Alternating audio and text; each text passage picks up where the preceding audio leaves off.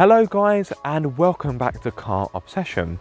This week I've been testing the brand new Renault Clio, and as always I've asked you guys to submit some questions.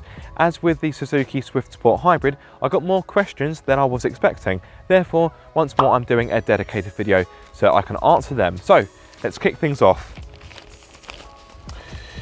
Do you think it's too big to be a Clio? Looks like a Megane. Well, yes, of course, the styling is very similar to a Megane, but this car, in some respects, is actually smaller than its predecessor. The length is 14mm shorter, and the actual height is also a bit shorter as well. This car is a bit wider though, so it is a little bit bigger in some respects, but overall, the size is relatively similar. So, do I think it's too big to be a Clio? No, I don't. Now, my stepmum used to own the very first Renault Clio. It was a 90s one. It was a bebop trim level to be precise. And yes, if you were to park that next to this car would look massive. But this is no bigger than your average Super Mini. So no, I don't think it's too big to be a Clio. And I used to own a Mark III Clio. And from memory, that wasn't really that much smaller than this. So no, a very long-winded way to answer with a no. But yes, it is a no. Right. Is it bigger and what engine sizes? Well, I've gone through the size of this car already, so I won't cover old ground. In regard to engine sizes, you can either have a 1 litre petrol, which is what I've got here. This is a 3-cylinder turbocharged petrol unit. You can have a 1.5 litre diesel, or you can have a hybrid, which makes use of 2 electric motors and a 1.6 naturally aspirated petrol. Right, on to the next question. Was its father a hamster and its mother smelt of elderberries? Sorry, what? Did you have some kind of accident with your predictive text or something? I don't know how to answer that. Pass. Next question. It looks like the touchscreen blocks the air vents. Is that the case? No. So let me spin you guys around so you can actually see. So you've got the air vents there and the air vents there. And yes, it does look as if Renault have been a little bit unwise and simply plonked the touchscreen right in front of the vents. But if I bring you to the back, you'll see that the vents stop there and stop there. So there's nothing behind here apart from the gubbings for the touchscreen unit itself. So no, they don't. Is it good to drive? Yes, it is good to drive. Better than I was expecting, if I'm going to be honest. Okay, so it's not quite as engaging as a Ford Fiesta, but it still holds its own. This 1 litre turbocharged 3-cylinder petrol engine is quite fizzy, it's quite nippy. The handling's pretty good, there's not really much body roll. The brakes perform well, there's a decent amount of grip. The steering is quite vague though, so there's not a lot of feedback as a driver, but the steering does get quite weighty once you get up to speed, and when you're not driving at speed, the steering's nice and light, so it's easier to navigate around town. When you're not attacking a B road and you want to just settle down to a cruise, it's quite a comfortable car. Okay, the ride has got a bit of a firm edge to it, but the seat is comfortable, it's quite spongy, it is supportive. And when you want to take things slow, the Clio can be quite an easygoing, relaxing companion. So is it good to drive? Yes, not the best in its class, but it puts in a decent effort. How's the gearbox compared to a Fiesta? Short answer, not as good. Don't get me wrong, this 5-speed manual gearbox, it changes pretty well, but it's not on the same level as what you would get from a Ford Fiesta. The rate of the change is quite satisfying, but the actual motion itself is quite rubbery and it just doesn't feel quite as slick as what you get from a Ford gearbox. Not bad though, I've definitely used worse.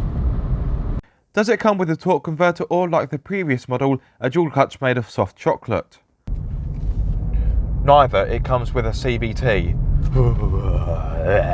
CVT.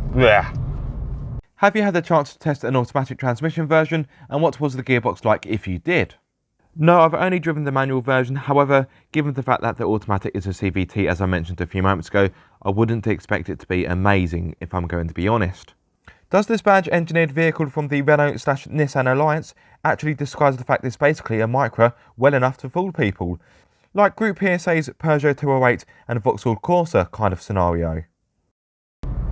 I like your thinking, but you are barking up the wrong tree, I'm afraid. That's because the new Clio is built on a new platform. It is the CMF-B platform. I know, what a sexy name.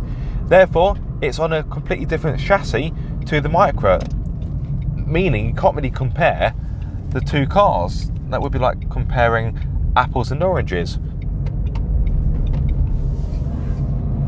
But to try and answer your question as best as I can, it has been quite some time since I last drove a Nissan Micra, but from memory I can confidently say that the Micra has got a firmer ride than what this has.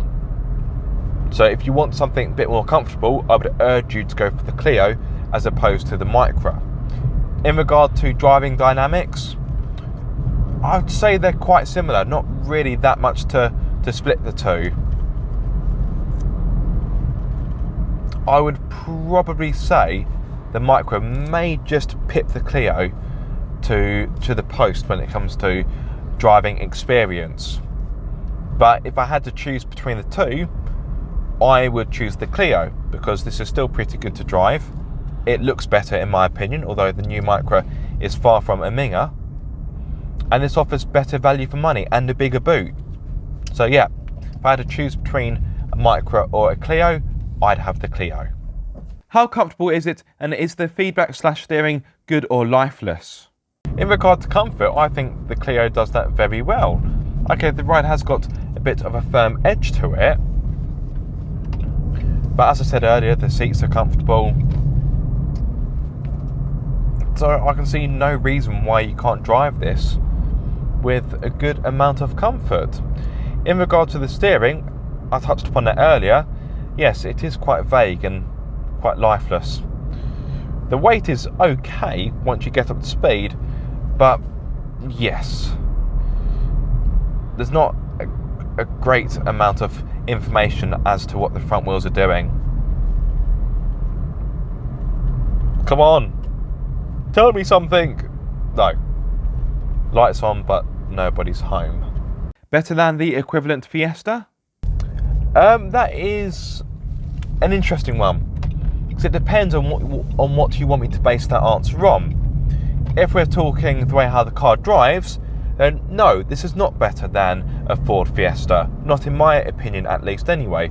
However, if we're talking value for money or boot space or styling, then I would say this car is better than the Fiesta. Now, I'm not saying the Fiesta is an ugly car, but I think this is an absolute stunner, especially in this Valencia orange paintwork, which is optional, sadly. So, yes, like I said, it depends on what you want me to base that answer on. Driving, no. Value for money, boot space, and looks, yes. Is it better than its main rivals?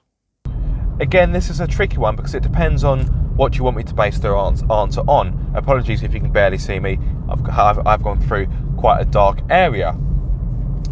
In regard to driving dynamics, this is not better than its rivals. Well, not all of them anyway. I think this is more rounded and accomplished compared to a Suzuki Swift, but the Suzuki Swift is a cheaper car.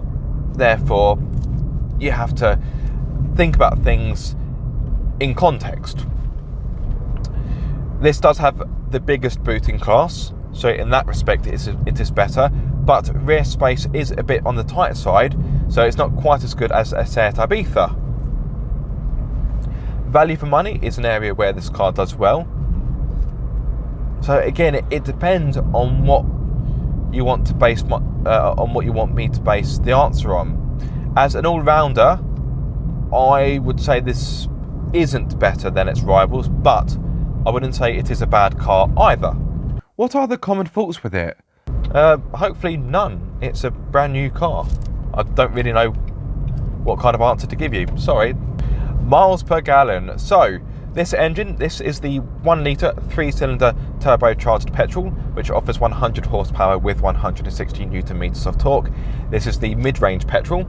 On a combined run, Renault states that this engine is good for 54.3 mpg, and in my experience I was able to get an average of 51.5. Not bad considering I had the climate control on and I also had a passenger. CO2.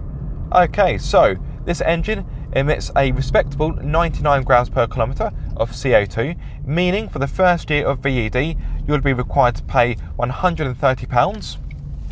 And the BIK rating, if I'm not mistaken, because I'm doing this from memory, is 23%. Does it feel slow? No, but at the same time, if you want a bit more power, this engine is available with 130 horsepower if you want an extra bit of oomph. So there we have it, guys, your questions answered. I do hope you are happy with the answers I gave, and I also hope you enjoyed this video. If so, be sure to like, comment and subscribe.